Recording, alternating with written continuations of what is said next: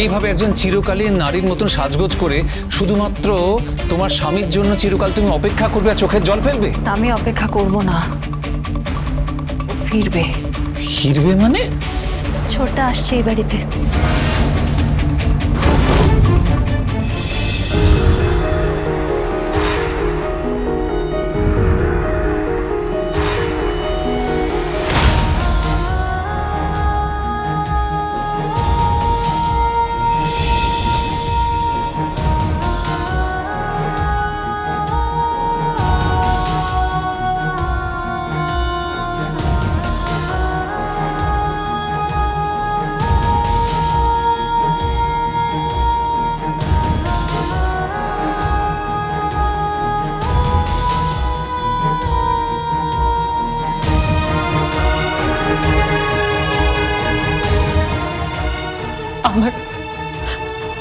আমার আফসোস রয়ে গেল, আমি তোমাকে শ্বশুর বাড়িতে পাঠাতে পারলাম না।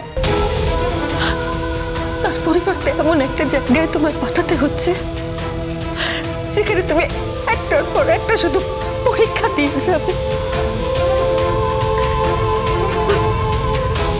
চিন্তা করো না মা, এই পরীক্ষায় আমার ভালোবাসা জিতবে।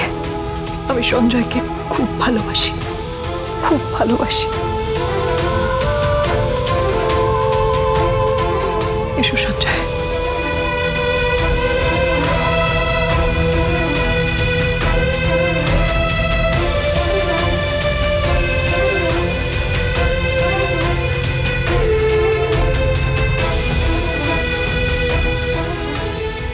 আমি স্বস্তিককে ভালোবাসি, আর ও শুধুমাত্র আমার জন্যই বেঁচে আছে আর আমার সন্তানের জন্য বেঁচে আছে।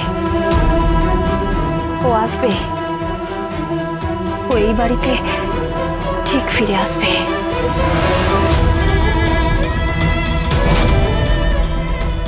হ্যালো, প্রিয়ঙ্গদা চ্যাটার্জি বলছি। ফোন করেছেন কেন? আপনাদের সঙ্গে যা কথাবার্তা সেটা আমার কোর্টে হবে, আদালতে হবে। কেন ফোন করেছেন? কি আউট অফ কোর্ট সেটেলমেন্ট চাইছেন?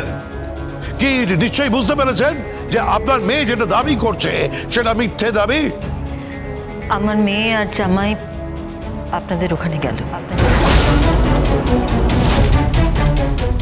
কি বলছেন আপনি? কি বলছেন আপনি? আপনার মস্তিষ্ক ঠিক আছে তো? আপনার মস্তিষ্ক সুস্থ আছে তো? হ্যাঁ, ওরা ওখানেই থাকবে। এইমাত্র আমি ওকে মা হয়ে বিদায় দিলাম। আপনি কি বলছেন? আপনার কথা আমি কিছু বুঝতে পারছি না। আজ থেকে আমার মেয়ে আর জামাই ও বাড়িতে থাকবে। এই সিদ্ধান্ত কার? কে এই সিদ্ধান্ত নিল? আমি নিয়েছি।